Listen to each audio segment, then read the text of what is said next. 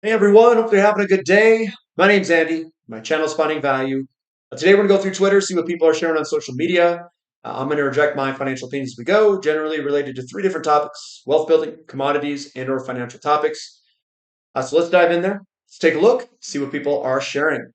If you want to follow me, it's at Finance. If you want to join our community, finding-value.com. We still got a coupon May Day going on if you'd like to join. And I do dive into all these topics looking for potential investment opportunities. So moving on to Goring and Rosenzweig, he says commodities first looked cheap relative to stocks in 1956. It took 12 years for the ratio to bottom. What was the cost of being early? Question mark. Far less than what you think. So even if you're early, the cost really wasn't that bad. It was good to be early and good to be buying the undervalued assets. So if you want to look at that, go ahead and dive in there and take a look of what the cost is of being early. Brandon Balo says, I don't know who needs to hear this, but if every single bullish thesis point is playing out as you expected it to, yet the stock or commodity still moves against you, that is not bullish. In fact, that can be very, very bearish. And I think he's talking about the Platinum Group Metal Mining Company, because someone below made a comment about that. What I'm going to say is you can have bullish fundamentals in the sector itself, but you can have a bearish macro environment where we go through a recession. And just because you go through a recession of the overall bigger economy does not make the sector bearish necessarily.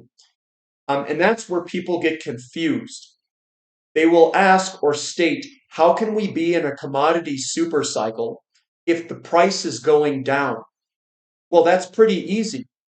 You have a long-term trend that is intact where you're making higher highs and higher lows. But that doesn't mean on a year-to-year basis that we go straight up during a 15, 20, or 25-year move. You can have a year or year and a half pullback in a big commodity super cycle. That occurred many times in a equities bull market that we just went through. That equities bull market went from 1982 all the way till even 2024. I think that we are peaking in the equities markets for a period of time. And before that, 1982, that is when we had the last big commodity bull market. We had a commodity bull market in 2000 to 2008, 9, 10, 11, depending on what asset you used. But that was also in a declining interest rate environment, which was a tailwind behind equities. I think that has all changed. So even though you could be buying the bottom of a commodity stock today and you're getting some sort of wild gyrations at the bottom because of overall macro conditions, a slowdown in the market or a recession, unemployment rate going up, all of those things. That doesn't mean that the fundamentals of the sector are bad. So, yet the stock or commodity still moves against you. You have to know the order of hierarchy. The order of hierarchy is the macro environment, the economy being in a bull market or a recession matters more than the fundamentals of the sector itself. The fundamentals of the sector itself matters more than the fundamentals of the companies themselves. Does that make sense? So it is very difficult for a commodity company to go up when the commodity price is going down. And it's the same thing with the commodity itself. It's very difficult for a commodity price to go up in a recession that is killing demand for the majority of those commodities. But since you're going through a recession, which is cyclical meaning that it is a short duration, it is 6 to 18 months or 2 years or something like that, versus the big secular trend, which is 0 years all the way out to 25, 40 years even. That's the big secular trend. Or maybe it's only 10 years. So you have to distinguish the difference between all of that and understand where the value is in the market and then where the inflection is occurring. Like which sector is inflecting up and which sectors are inflecting down. That's your market conditions. Your market conditions are what runs everything. That is what's going to change the valuations of your stocks and commodities. And just because you started a trend doesn't mean that trend will go up straight. It usually goes up in these big waves. It'll go up real quick, it'll go sideways and consolidate lower, and then it'll start another wave higher again. That is what a lot of people don't understand. They don't know the markets. So, yes, you can be going through a commodity super cycle and the prices of the commodities go down for a year or two. Does that make sense? Because that is what the market does. You go through it, you get this initial impulse, then you get a big pullback, then you get another big impulse higher, and you're making higher highs and higher lows over a very long time frame. And I guess they just don't know that or understand the markets of what the difference is between a secular bull market and a cyclical bear market. Very important to understand. Breaking, Super Micro cancels his planned stock split since the stock decided to split organically. And obviously he's joking, but the stock is down dramatically from its highs. It's already, quote, split from its highs just by going down. And that is the inflection of the market. And that moved up in waves. We went from wave 4 to wave 5, and now it's breaking down after wave 5. Says the AI bubble is over. We are now in a toothpaste bubble, and Colgate is starting to work its way on up. And in wave 4, your wave 4 pullback is this stuff that goes sideways. This is a wave 5 move. That's wave 5 is my guess if I were to pull up a long-term chart. In my opinion, you guys need to understand this. Once you start to understand it, then things start to pop out from these big fractals and patterns. But this is Elliott wave. This is most likely wave 5, and then eventually we'll peak and turn back over at some point. Patrick Karam says, until the aggregate of market participants show me otherwise, the bias is bullish for silver. What he's showing here is a coiling price action above an inclining important support level, and it's an 18-year moving average there. We are above the breakout line, and we're also above the wall of previous resistance, which now is turned into support. And this is for silver. It's important to understand when silver goes up. It's important to understand when we see an inflection in technology stocks and maybe the overall stock market like the S&P 500. And this could go up during that cyclical pullback in the market. So this could go way up because that's the market conditions that gold and silver go up in. And we're entering that right now. It's when interest rates go down. And that's the chart to prove. This is the evidence through the charts to prove my opinions of when these outperform. Weaker dollar also is a huge driver of commodities going up. Weaker dollar. Brady says, gapped up above bullish blue falling wedge. So trying to break out. This ratio chart shows gold miners has turned versus the leading sector, the tech sector, 5 months ago. So it begins the historical global capital rotation. Don't forget these patterns, guys. The patterns are created. It's when buying pressure and selling pressure start to equal each other, you create these falling wedge bottoms. Then you start to get an overwhelming buying pressure that exceeds the selling pressure to get the breakout. So here is a 17-year perfect bullish falling wedge saying historical global sector rotation and change of capital flows is in the making. It's the HUI versus the SOX. SOX is the semiconductors. The untouched black arrow added at very lows. Big bullish engulfing candle at the bottom there for the reversal bottom. This guy right here on the right there, that big bullish engulfing. This is what you use to buy bottoms. You buy it using patterns. The patterns is what the herd creates. You can also look at other ratio charts to see. You can also use the yield curve.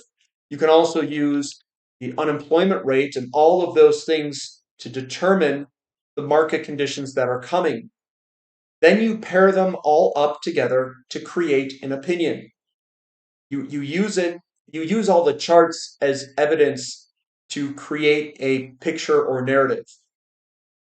So right now, what's happening is that the markets are slowing. The technology sector is, I think, topping out or will top out very soon, probably over the next 3, 4, 5, 6 months. Then you're going to see a capital rotation out of technology or semiconductors in this case into precious metals and commodities. And that's what the majority of history has shown has happened during big commodity bull markets. It's all happening right in front of our eyes. The problem that most people have is that their time frames are too short. They think that this is going to be a capital rotation that occurs in days or months. It's a big, slow-moving thing that might take a few years to all work its way out. Kevin says, analyzing the liquidity challenges within crypto ecosystem. And I want to talk about this because a lot of people are in cryptocurrencies. They have no idea what they're in. So let's read through this really quick. He says the cryptocurrency market has experienced unprecedented growth, reaching a market cap of 3 trillion. However, beneath this impressive valuation lies a critical vulnerability. The ecosystem's dependency on continuous capital inflows to sustain operations and liquidity. This article explores the dynamics of capital flows within the crypto industry, estimates the total inflows and outflows over the last 15 years, and examines the potential implications of a liquidity crisis akin to a classic bank run. The cryptocurrency market has transformed from a niche interest to a substantial global financial sector. Its market capitalization has soared to approximately 3 trillion, driven by increasing investor interest and institutional adoption. Despite these achievements, the underlying financial structure of the crypto ecosystem remains fragile, heavily reliant on sustained inflows of new capital. So capital inflows in the market, the crypto ecosystem perpetually requires fresh capital to maintain liquidity and meet its real-world expenses such as operational costs, salaries, and infrastructure investments. Without organic fiat generation, these expenses are primarily covered by transaction fees and the onboarding of new investments. This reliance on new capital inflows mirrors characteristics typically associated with Ponzi schemes, where sustainability hinges on continuous investment rather than inherent value creation. So estimating total capital inflows. Over the past 15 years, the total capital inflows into the crypto market are estimated to range between 200 billion and 400 billion. This period has seen significant growth spurts, notably during 2017, the initial coin public offering boom, and the 2021 market surge, which have contributed substantially to these inflows. The reported 12 billion inflow for 2024 alone underscores the ongoing need for capital to sustain market operations. So here's withdrawals and operational expenses. Conversely, the ecosystem has experienced substantial outflows due to investor withdrawals and necessary operational expenses. These outflows are estimated between 150 billion and 300 billion. Investor withdrawals, particularly during market downturns, have significantly impacted liquidity. Moreover, exchanges incur considerable costs to maintain operations and compliance, funded by the fees extracted from the ecosystem. So net capital and market implications here. The net capital remaining within the ecosystem, calculated as the difference between inflows and outflows, is potentially just tens of billions of dollars, extending possibly to a couple of $100 billion. This figure is alarmingly small compared to the 3 trillion market cap, highlighting a critical liquidity shortfall.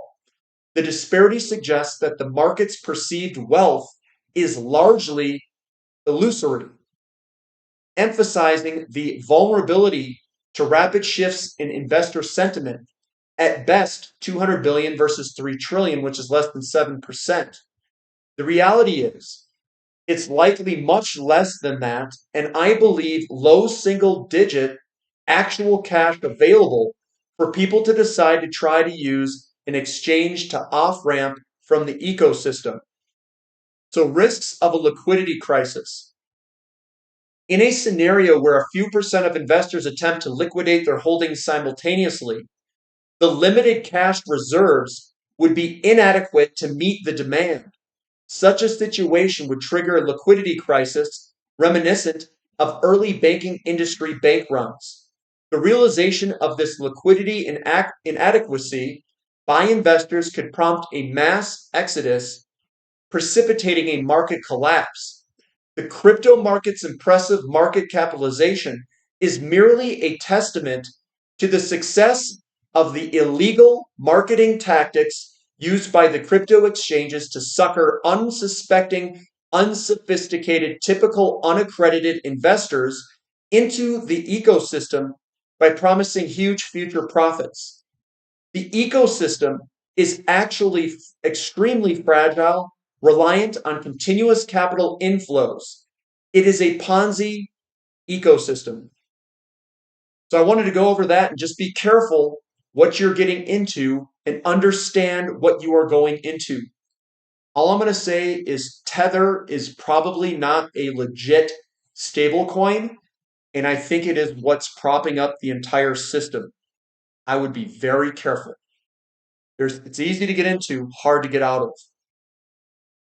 Dan says oil net gas 101. All existing oil and natural gas producing fields have declining production levels and require ongoing capital spending to try to minimize the rate of decline, then need to add new production from new field just to stay flat, let alone grow. And these are the big gaps that we're getting in global oil production and natural gas production of supply and demand.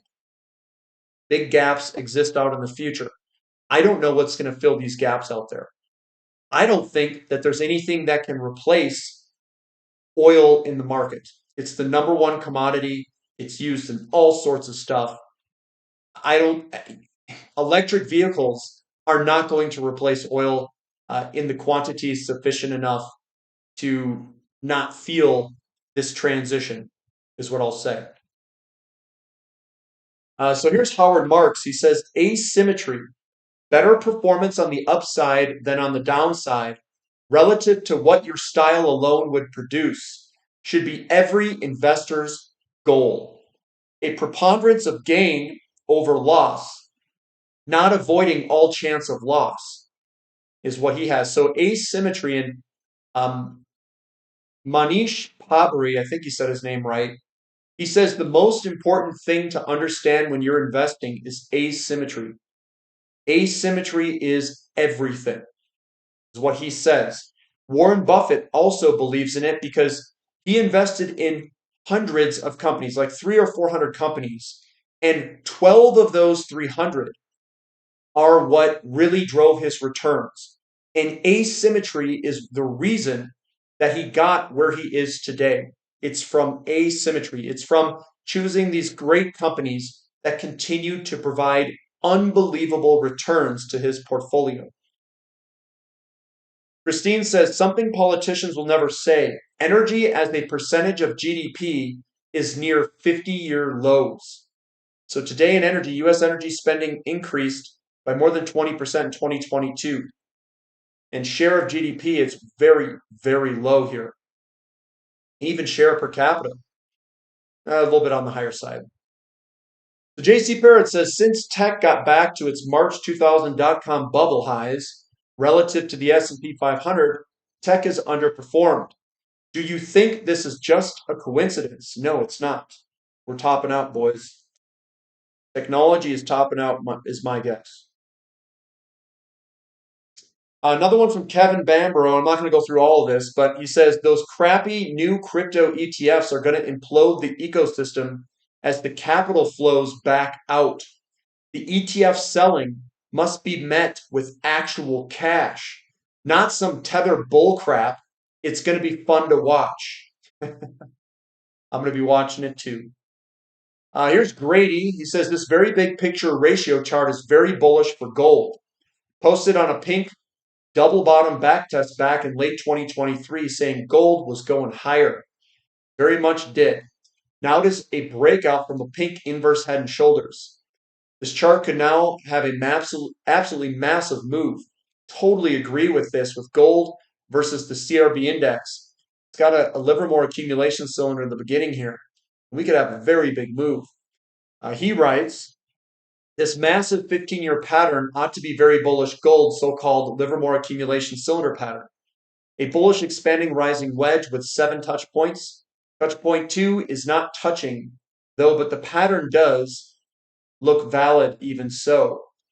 The same Livermore pattern played out in oil when it went 100% back in 21-22. Here we've got Southern Copper getting ready to lead the basic materials group again. Sure has quite the look. Maybe we've got a potential breakout eventually for Southern Copper. That's looking good. Mike says if Bitcoin loses 60,000 bucks, oh, so I think I talked about that last time. So we'll end it there, guys. Thumb up for the content. Subscribe to the channel. Subscribe to the website. And that's all I've got for today, guys. So we'll catch you next time. This is Finding Value.